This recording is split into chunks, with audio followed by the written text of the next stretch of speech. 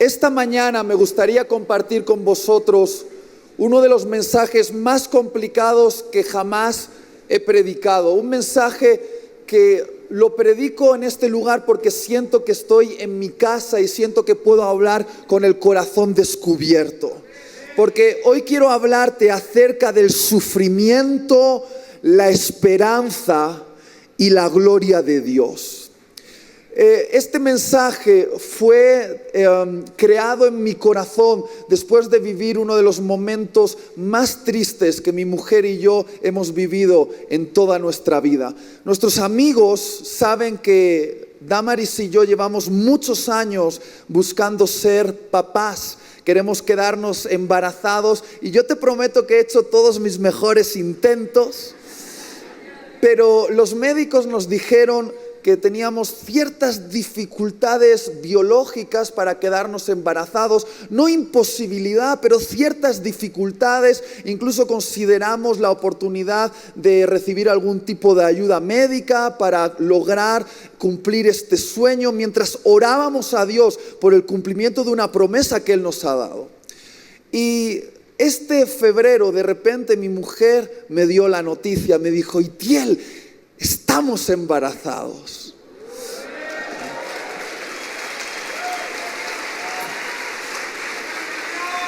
Claro, yo reaccioné igual que tú te puedes imaginar. Yo estaba lleno de gozo, de alegría, aplaudiendo, tan emocionado con mi mujer. Pero cuando fuimos al ginecólogo, el ginecólogo desde el primer momento nos dijo: este embarazo no va a salir para adelante.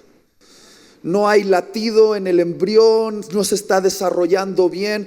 Y yo no sé si tú has orado alguna vez con intensidad por algo que deseas más que cualquier cosa. Mi mujer y yo jamás hemos orado con tanta intensidad a Dios. Nos hemos desvelado, hemos llorado, nos rasgamos el corazón delante de la presencia de Dios pidiendo: Dios, haz que ese embrión lata, dale vida. Y estuvimos durante 2 meses contendiendo por la vida de ese embrión. ¿Y sabes lo que pasó?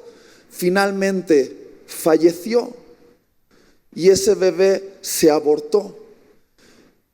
Y entonces algo comenzó en nuestro corazón, un trato de Dios del cual te quiero hablar. Quiero hablarte acerca de esos momentos cuando Dios no responde una oración. Quiero hablarte de esos momentos cuando el sufrimiento llega a tu casa. Quiero hablarte de esos momentos cuando el dolor toca tu alma y cómo podemos reaccionar ante esto. ¿Está bien?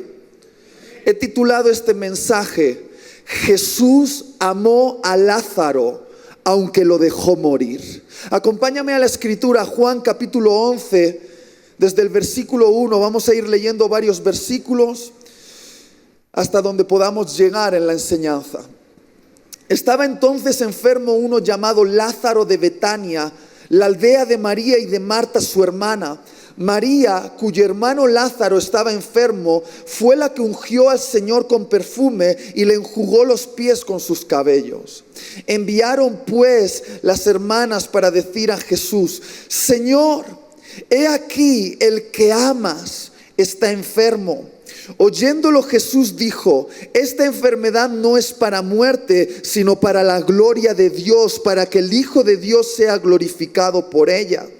Y amaba Jesús a Marta, a su hermana y a Lázaro. Cuando oyó pues que estaba enfermo, se quedó 2 días más en el lugar donde estaba. Versículo 17. Vino pues Jesús y halló que hacía ya 4 días que Lázaro estaba en el sepulcro. Betania estaba cerca de Jerusalén, como a 15 estadios, y muchos de los judíos habían venido a Marta y a María para consolarlas por su hermano. Entonces Marta, cuando oyó que Jesús venía, salió a encontrarle, pero María se quedó en casa. Y Marta dijo a Jesús: Señor, si hubieses estado aquí, mi hermano no habría muerto. Mas también sé ahora que todo lo que pidas a Dios te lo dará. Jesús le dijo: tu hermano resucitará. Marta le dijo: yo sé que resucitará en la resurrección en el día postrero. Le dijo Jesús: yo soy la resurrección y la vida. El que cree en mí, aunque está muerto, vivirá. Y todo aquel que vive y cree en mí no morirá eternamente. ¿Crees esto? Versículo 32. María, cuando llegó a donde estaba Jesús, al verle se postró a sus pies diciéndole: Señor, si hubieses estado aquí, no habría muerto mi hermano. Jesús entonces, al verla llorando y a los judíos que la acompañaban también llorando, se estremeció en espíritu y se conmovió y dijo: ¿Dónde le pusisteis? Le dijeron: Señor, ven y ve. Jesús lloró. Dijeron entonces los judíos: mirad cómo le amaba. Y algunos de ellos dijeron: ¿no podía este que abrió los ojos al ciego haber hecho también que Lázaro no muriera? Jesús, profundamente conmovido, otra vez vino al sepulcro. Era una cueva y tenía una piedra puesta encima. Versículo 43. Clamó a gran voz y dijo: Lázaro, ven fuera. Y el que había muerto salió. Queridos hermanos, muchas veces he escuchado mensajes acerca de esta historia de la Biblia, mensajes que concluían más o menos de esta manera: Jesús no sanó a Lázaro porque tenía un milagro de resurrección. Jesús no va a contestar tu oración porque tiene algo mayor para ti. Y creo que es lícito llegar a una conclusión así a través de esta historia, pero creo que no es el mensaje completo que nos quiere mostrar esta historia. Y me gustaría que pudiésemos leer esta historia poniéndonos en la piel de los protagonistas. En primer lugar, me gustaría que notases que Lázaro, Marta y María eran amigos íntimos de Jesús. Comían habitualmente con Él, se sentaban en la misma mesa con Él, y eso en la cultura judía era una señal de intimidad. Lo que quiero decir es que no solo eran discípulos de Jesús, sino que formaban parte de su círculo más íntimo. Es decir, Marta, María y Lázaro eran amigos de Jesús. De hecho, cuando Marta y María envían a los sirvientes a darle la noticia de la enfermedad de Lázaro, le dicen así: Jesús, aquel al que amas, está enfermo. Ni siquiera necesitaron decir su nombre, simplemente dijeron: aquel al que amas. Y eso fue suficiente para que Jesús supiese de quién estaban hablando. Ahora, Marta y María pensaron de una manera muy lógica, de la manera que tú y yo pensaríamos también si nuestro hermano Lázaro estuviese enfermo. Marta y María pensaron: si Jesús hizo milagros para otros, extraños, extranjeros, incluso enemigos de la patria judía como los romanos, ¿cómo no hará un milagro para un amigo íntimo? Pero ¿sabes lo que ocurrió? Que no lo hizo. Al menos no lo hizo como ellas esperaban.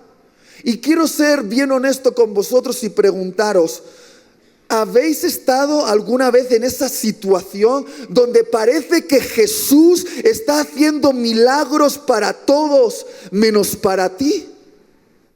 ¿Te has encontrado en esa situación donde ves a Jesús haciendo milagros para extraños, gente de la calle, gente de dudosa moralidad, gente que ni siquiera tiene compromiso con el evangelio? Y tú, que eres un amigo íntimo de Jesús, tú que le has invitado a tu casa, tú que te has echado a sus pies y has escuchado sus enseñanzas, tú que le has perfumado con tu mejor perfume, no recibes la contestación a tu petición. Otros reciben milagros de provisión, de fertilidad, de sanidad. Y tú, que eres un amigo de Jesús, recibes silencio. ¿A alguien le ha pasado esto o solo me ha pasado a mí? Ahora quiero que notes algo. Lo primero que quiero que notes es que Jesús no respondió a la petición de ayuda durante 7 días. Ahora, ¿has pensado cómo se sentirían Marta y María durante esos 7 días de no respuesta por parte de Jesús? Porque es muy fácil leer la Biblia si no te pones en el pellejo de los protagonistas. Pero imagínate esos 7 días de no respuesta. Imagínate esos 7 días de silencio. Imagínate esos 7 días esperando que Jesús hiciese algo y no lo hacía.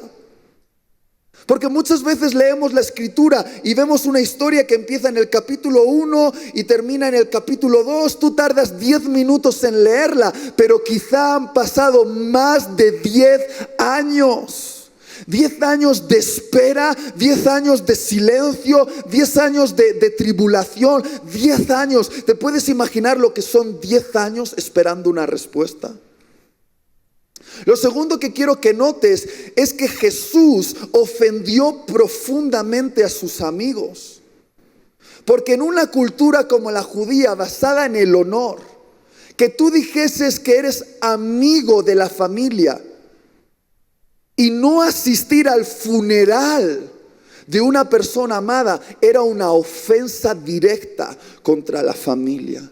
Y Jesús no solo no contestó a la petición de ayuda, sino que no estuvo en el funeral de Lázaro. Es decir, ofendió profundamente a la familia. Y en tercer lugar, Jesús les llevó a un estado de desesperanza absoluta. ¿Por qué? Porque en aquella época el misticismo romano, que se mezclaba a veces con la religión judía, decía que cuando una persona moría, su espíritu rondaba el cuerpo durante 3 días, pero que al cuarto ya no había posibilidad de ningún tipo de milagro, porque simplemente el espíritu se marchaba. Y ya hacía 4 días que Lázaro había muerto, por lo tanto no había ningún tipo de esperanza. ¿Te das cuenta de esto? Marta y María clamaron a Jesús por un milagro y la respuesta que obtuvieron fue silencio. Ahora, mi pregunta esta mañana es: ¿qué significa el silencio de Jesús? ¿Qué significa el silencio divino? Pues déjame decirte, quizá lo que tú y yo llamamos abandono, Dios lo llama proceso. Voy a volverlo a decir. Quizá lo que tú y yo llamamos abandono, Dios lo llama proceso. Muchas veces Jesús no va a cambiar tu situación, porque lo que quiere es cambiarte a ti. Tú quieres que Jesús haga algo para ti, pero Jesús quiere hacer algo en ti. ¿Por qué?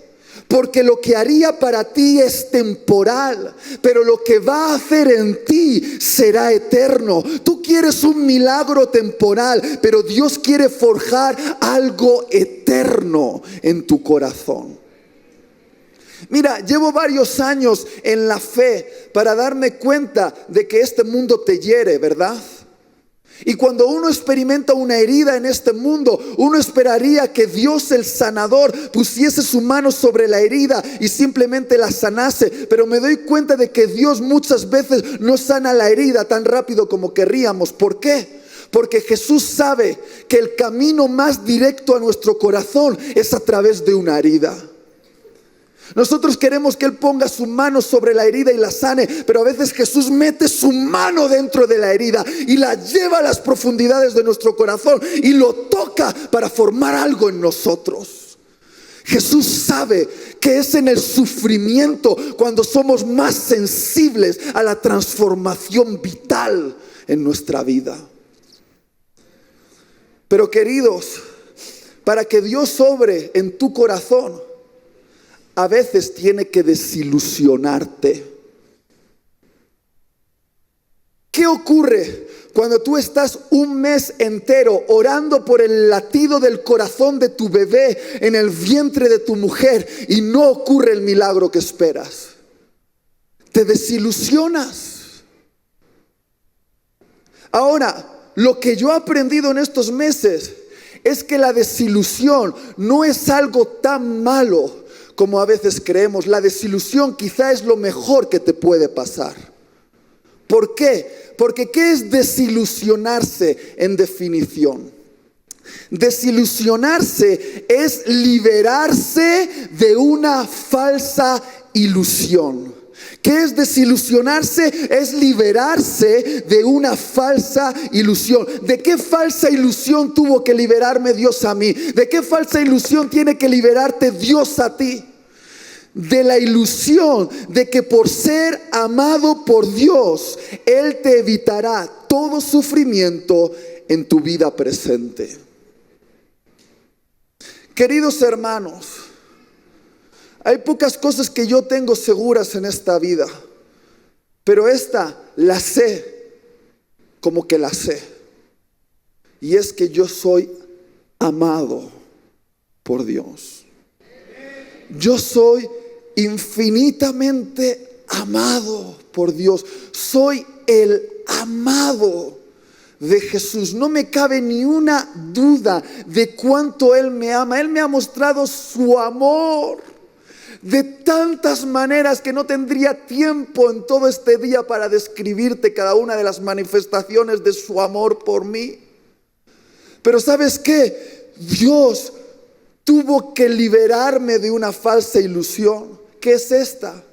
Que Jesús te ame no significa que Él va a librarte de todo sufrimiento en esta vida. Eso no es verdad, eso es una ilusión. Queridos hermanos, Jesús no murió en la cruz para arreglar tus problemas temporales. Jesús murió en la cruz para arreglar tu problema eterno. En la interpretación consumista que tenemos del Evangelio, hemos llegado a traducir Juan 3:16 de la siguiente manera: porque de tal manera amó Dios al mundo, que ha dado a su único Hijo, para que todo aquel que en Él cree sea sanado de toda enfermedad. ¿Dice eso?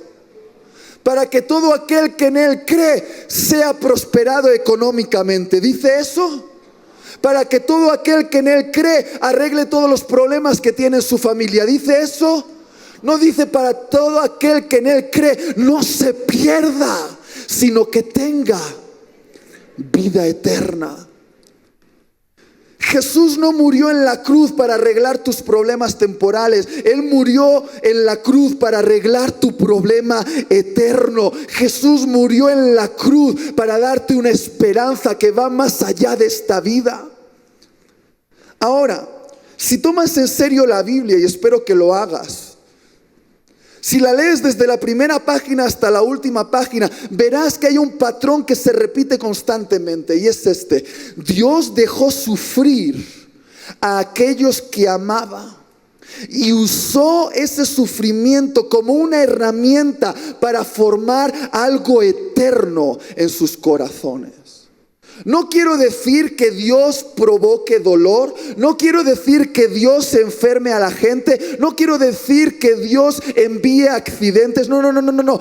Todo ese problema surgió en Génesis capítulo 3. De ahí viene todo nuestro dolor, todo nuestro sufrimiento, toda la violencia, toda la enfermedad y toda la muerte. Pero lo que estoy diciendo es que Dios, en medio de este mundo plagado de sufrimiento que nos choca directamente, es capaz de tomar esas situaciones de dolor y usarlas como un cincel para formar algo eterno en nuestro corazón.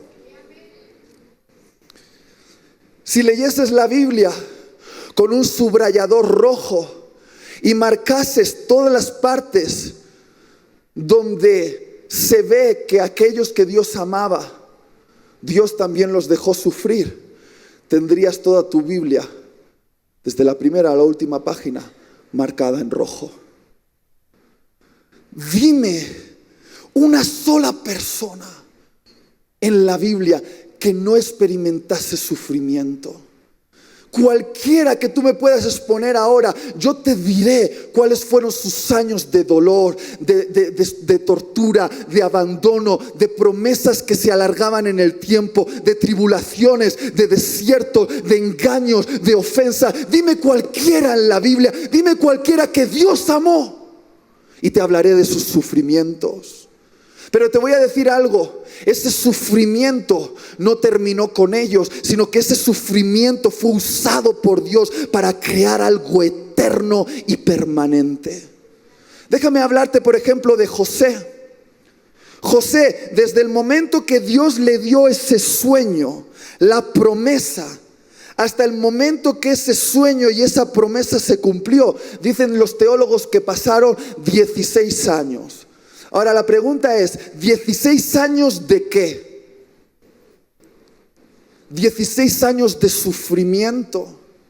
16 años donde sus hermanos le traicionaron, dijeron a su padre que había sido devorado por una bestia salvaje. 16 años donde terminó siendo esclavo en Egipto, sirviendo, y por ser íntegro terminó en la cárcel. 16 años donde él hizo el bien y se olvidaron de él en lo más profundo de una mazmorra. 16 años de sufrimiento. Ahora, seamos honestos, ¿cuántos creen que José durante esos 16 años levantaría su voz a Dios y le diría: Dios, ¿dónde está el cumplimiento de tu promesa? Líbrame de este sufrimiento. ¿Cuántos creen que José oró así? Claro que lo hizo, porque era un hombre como tú y como yo. José quería que Dios hiciera algo para él, pero Dios quería hacer algo en él. José quería una solución a sus problemas temporales, pero Dios estaba haciendo algo eterno en el corazón de José. Y el sufrimiento fue la herramienta que Dios usó para transformar el corazón de ese joven soñador, soberbio, en un maduro gobernante humilde. Y la evidencia de que el corazón de José fue transformado a través del sufrimiento la vemos en Génesis 50. Cuando los hermanos de José se presentan delante de él temblando de miedo, pensando que José va a vengarse de ellos. Y José siente compasión por aquellos que le traicionaron y puede verles con misericordia y decirle: no temáis, no temáis, porque aquello que vosotros pensasteis para mi mal, Dios lo ha cambiado para mi bien, vuestro bien y el bien de millones de personas que están siendo libres de la hambruna.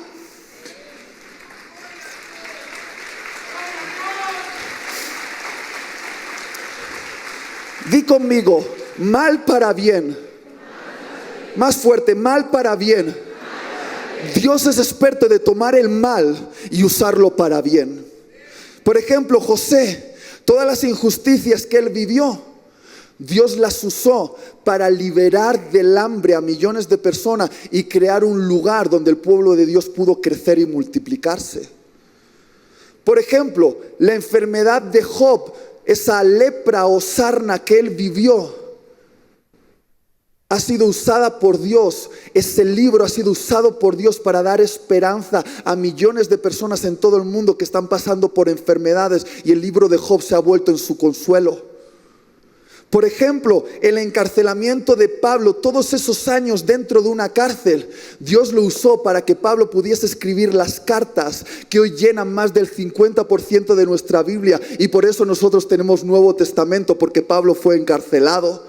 Dios es experto de tomar cosas que parecen malas y darles la vuelta y transformarlas para el bien incluso de otros.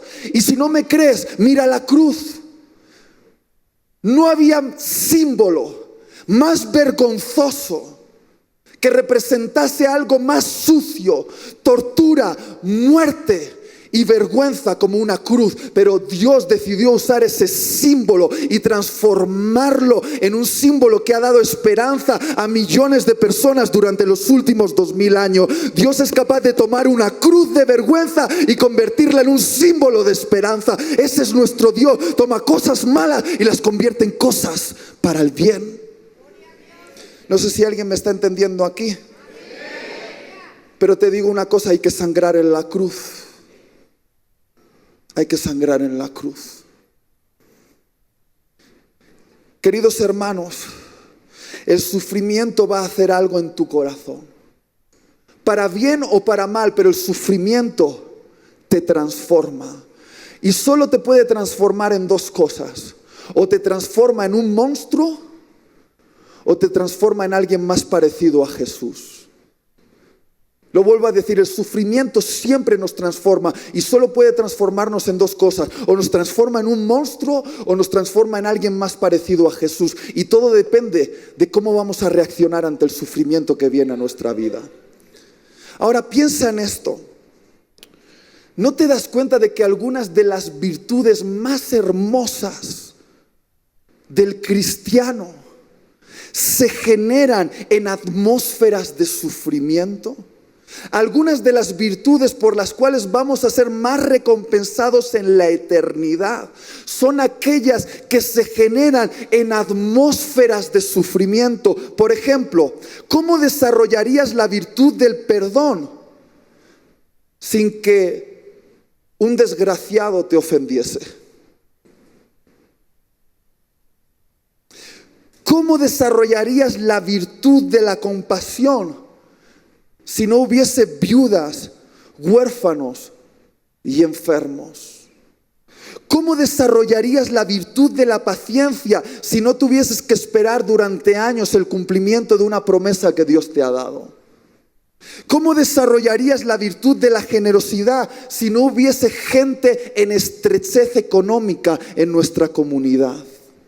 ¿No te das cuenta de que las virtudes por las cuales seremos más alabados en el cielo por nuestro Dios son las virtudes que se generan en los momentos de dolor, escasez, enfermedad, aparente ausencia de Dios? Son virtudes que van a permanecer eternamente en nosotros. Te voy a decir una cosa: si Dios contestase instantáneamente todas nuestras oraciones, no desarrollaríamos el carácter de Cristo. Lo peor que Dios podría hacer es contestar todas nuestras oraciones en el momento y de la manera que nosotros queremos. Hace un tiempo atrás vi en la televisión unas imágenes tan impactantes de nuestros hermanos en la India siendo apaleados por hinduistas, golpeados con palos mientras les echaban gasolina encima y les prendían con fuego a causa de su fe. Y cuando yo vi esas imágenes me estremecí por dentro y le dije: Dios, ¿pero qué estás permitiendo padecer a tu iglesia? Es tu amada. ¿Y sabes lo que me dijo Dios? Yo le pregunté: ¿por qué permites que tu iglesia sufra tanto? Y Él me respondió: porque quiero una esposa que entienda mis heridas. El Cristo que sufrió desea una esposa experimentada en sufrimiento. No quiere casarse con una niña malcriada, caprichosa y sensiblera. Dios quiere casarse con una iglesia con la cual pueda compartir sus sufrimientos, hablar de sus heridas y decirle: toca aquí adentro, toca el lugar de la cruz, y ella decir: sé lo que sentiste porque yo te acompañé hasta ahí. Él quiere casarse. El Cristo que sufrió desea un matrimonio con una novia experimentada en sufrimiento. Y si no te gusta esa parte del Evangelio, tendrás que arrancar la mitad de las páginas de toda la Biblia. Si algo ha hecho el sufrimiento en mí, es que me ha hecho más sensible.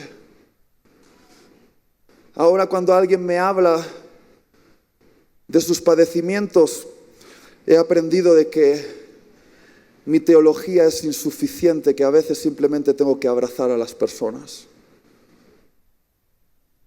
¿Alguien me ayuda al piano, por favor? Regresando a la historia de Marta, María y Lázaro, yo me imagino que cuando pusieron el cuerpo de Lázaro en el sepulcro, el alma de Marta y María fue a un lugar más oscuro que ese sepulcro, lo que yo llamo el lugar de la duda acerca de la bondad de Dios. Queridos hermanos, no hay lugar más oscuro que el sepulcro de la duda acerca de la bondad de Dios.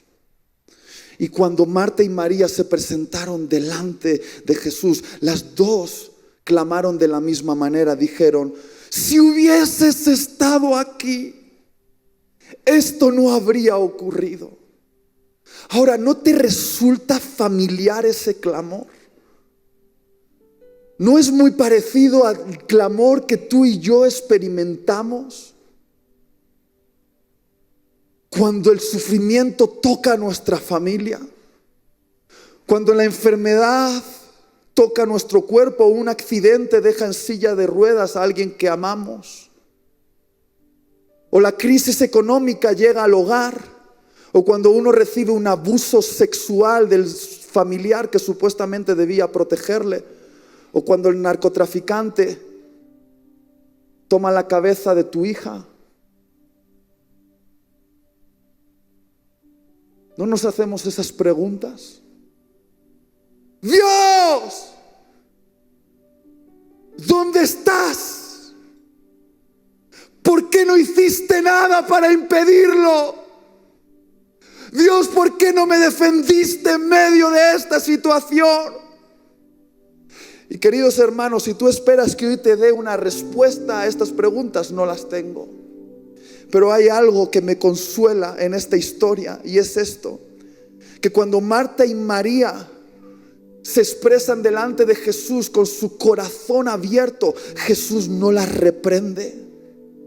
No reprende a Marta y a María por expresar su dolor delante de Jesús, sino que Jesús deja que ellas viertan su dolor a sus pies y absorbe esa amargura. Queridos hermanos, Jesús siempre prefiere un diálogo honesto que un discurso religioso. A veces nosotros pensamos que tenemos que sorprender a Jesús diciéndole: no, todo está bien, Jesús, gloria a Dios, paz en las alturas. A Dios no le complacen nuestros discursos religiosos. Él está esperando un diálogo honesto. ¿Sabes? El lugar correcto donde derramar todo tu dolor, donde derramar toda tu amargura, donde derramar todas tus preguntas, es a los pies de Jesús. No es en las redes sociales, no es en conversaciones con otros hermanos que van a hacer que su fe se debilite. No, Jesús está esperando y te está invitando: ven a mí, vamos, ven a mí y háblame con fuerza si hace falta. Discutamos de este asunto, llora a mis pies, porque yo no te reprendo. Jesús no te va a decir: cuidado, a ver con quién piensas que estás hablando. Jesús sabe que ese es el momento que le toca a tu corazón. Claro que yo he tenido diálogos honestos con Dios en mi habitación después de la pérdida de mi bebé. Claro que he ido a esa habitación donde yo leo la palabra, donde preparo mis predicaciones, donde oro, pero he ido a presentarle a Dios mi queja. ¿Y sabes lo que he descubierto? Que esos diálogos con Dios, en vez de alejarme de Él, me han acercado a su corazón. Yo no puedo explicártelo bien, pero cuando uno se acerca con esa vulnerabilidad a Dios, sale de ese encuentro más cercano a su corazón. Y por favor, fíjate bien la manera en la que Jesús responde a Marta y a María. Marta y María le dicen lo mismo, pero Jesús las contesta de dos maneras diferentes. A Marta la confronta con la verdad, casi entra en un debate teológico con ella. Pero a María la acompaña en su dolor y llora con ella. Yo llamo a esto que Jesús le dio a Marta el ministerio de la verdad y le dio a María el ministerio de las lágrimas. Y todos en el sufrimiento necesitamos una de estas dos cosas: o necesitamos el ministerio de la verdad, o necesitamos el ministerio de las lágrimas. Y Jesús sabe qué darnos en el momento preciso. Por hacerlo corto, Marta le dijo: Jesús, la muerte ha vencido. Y Jesús le dijo: no, Marta, estás equivocada. Yo soy el vencedor último. Yo soy la resurrección y la vida. Y el que cree en mí, aunque esté muerto, te prometo que va a vivir. ¿Qué estaba haciendo Jesús? Le estaba dando una perspectiva de la eternidad. Él le habló de la vida eterna. Y quiero que observes esta cuerda. Obsérvala bien. Esta cuerda representa la línea temporal, la línea de la eternidad, que no tiene comienzo y no tiene final. Ahí es donde Dios opera, en el plano de la eternidad. ¿Y ves esta parte azul? Esta parte azul es tu vida. Una pequeña fracción en algo que es mucho más grande que tú. Tú naciste aquí y tú morirás aquí. Y sabes que nosotros a veces vemos todo lo que ocurre solo a través de las lentes de esta franja azul y no tenemos la visión que Dios tiene, porque Dios lo ve todo desde una altura superior. Él lo ve desde la perspectiva eterna. Por ejemplo, cuando Dios le dijo a Abraham: tú serás el padre de una familia que superará todas las estrellas del cielo. Y Abraham terminó su vida en esta franja azul viendo solo un par de hijos. Decidme una cosa, ¿Dios falló en su promesa? No, porque desde la perspectiva eterna, Abraham es el padre con más hijos, porque cada uno de nosotros somos hijos de Abraham. Desde una perspectiva eterna, los hijos de Abraham son incontables como las estrellas. Aunque en esta franja azul él no vio el cumplimiento total de la promesa. Déjame decirlo de otra manera. Cuando tú estás enfermo en esta franja azul y Dios te dice: yo soy tu sanador, y al final de tu vida mueres sin haber recibido esa sanidad que estabas pidiendo, ¿Dios ha fallado en su promesa?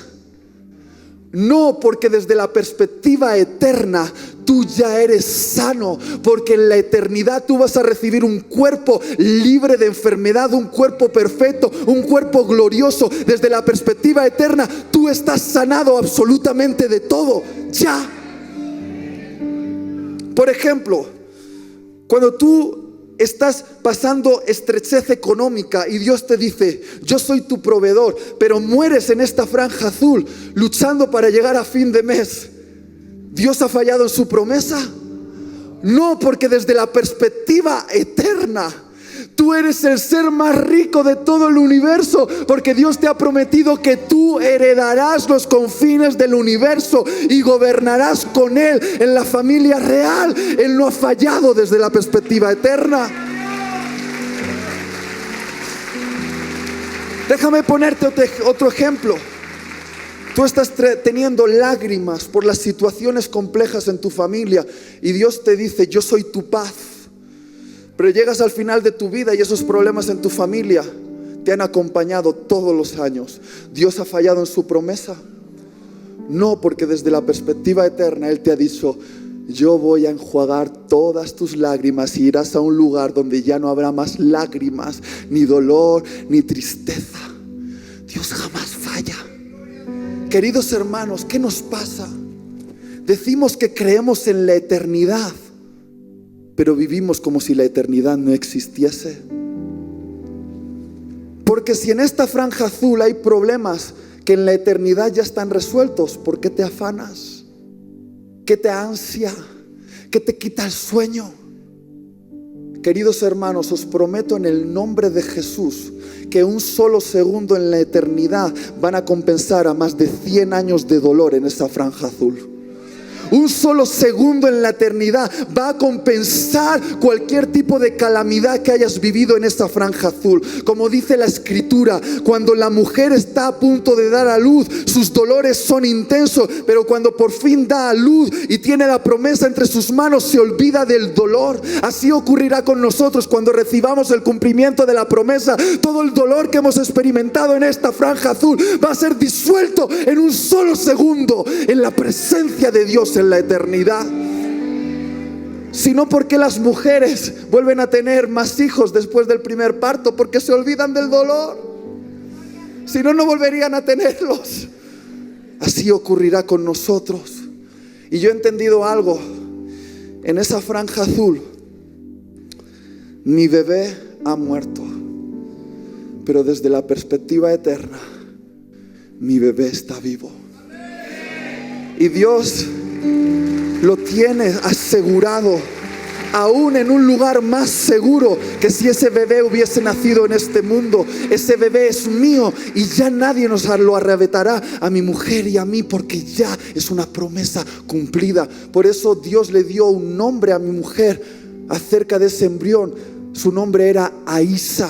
Ella no sabía qué significaba, buscamos su significado y Aísa significa la que vive.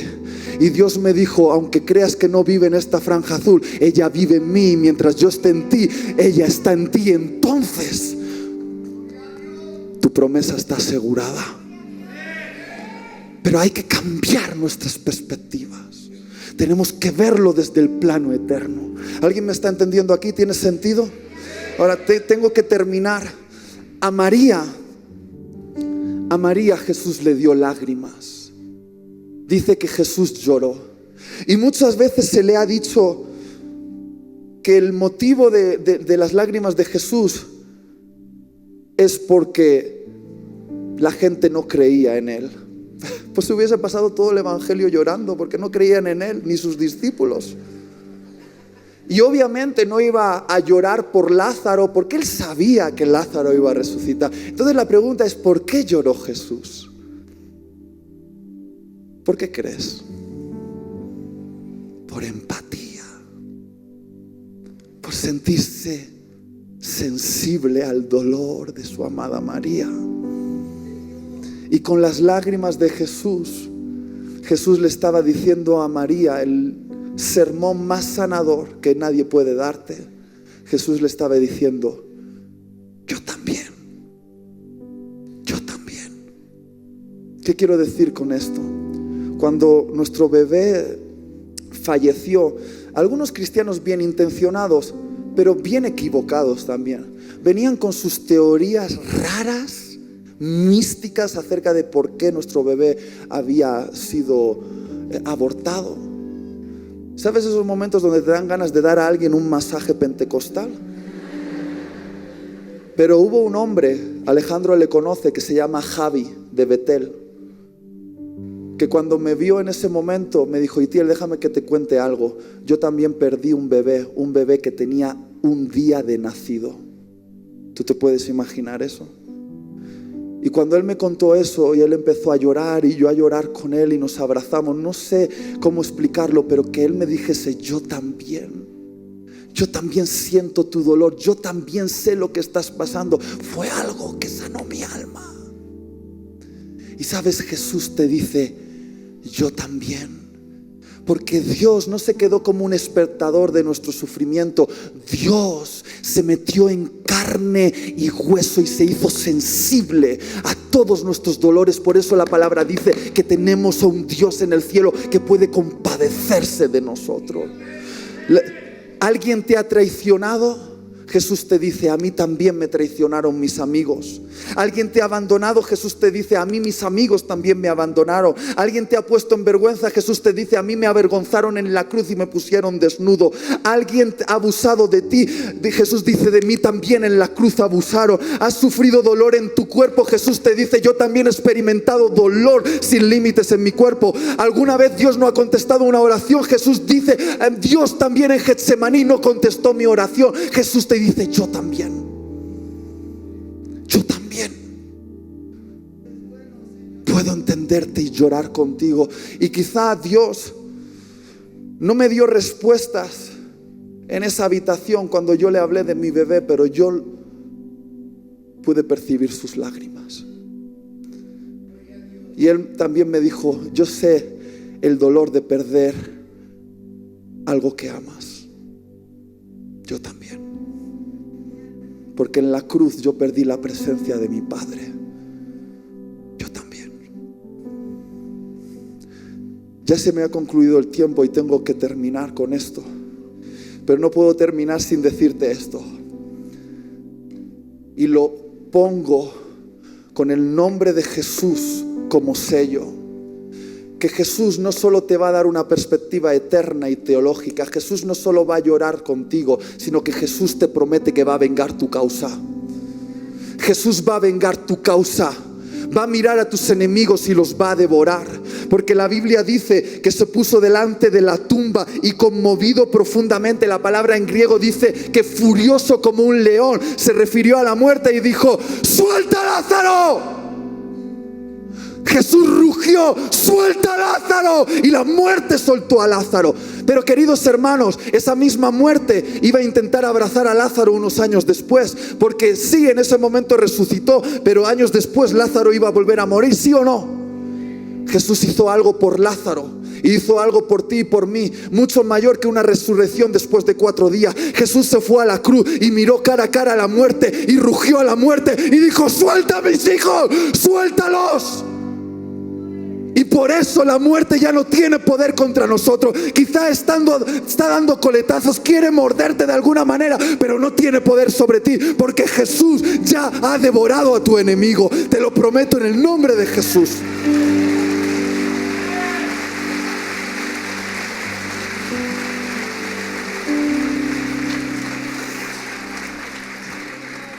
Entonces, si Lázaro resucitó, pero luego volvió a morir en esta franja azul, ¿por qué lo resucitó Jesús?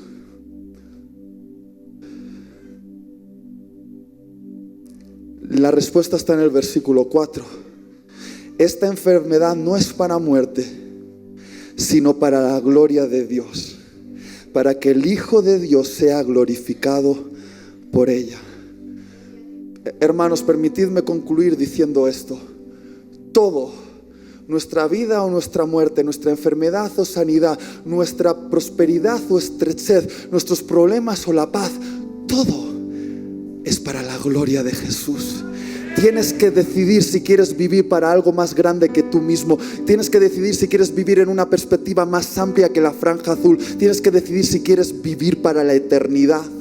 Porque te voy a decir una cosa: adorar a Dios por haber recibido una contestación milagrosa a tu petición le da gloria a Dios.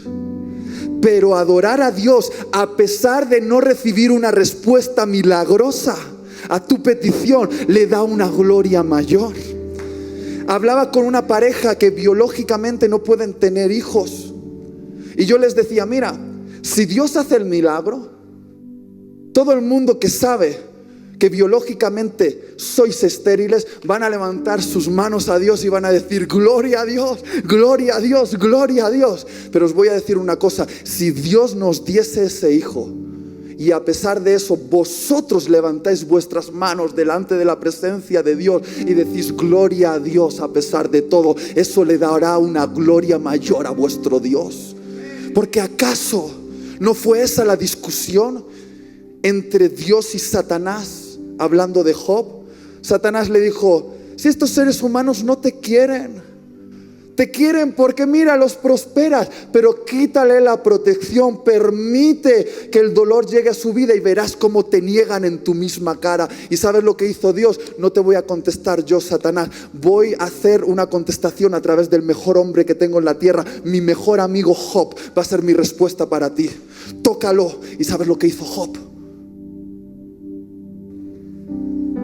El mayor acto de guerra espiritual que se puede hacer. En medio de todas sus preguntas sin respuesta, en medio del dolor y el sufrimiento, levantó sus manos a Dios y adoró. Y estableció el gobierno de Dios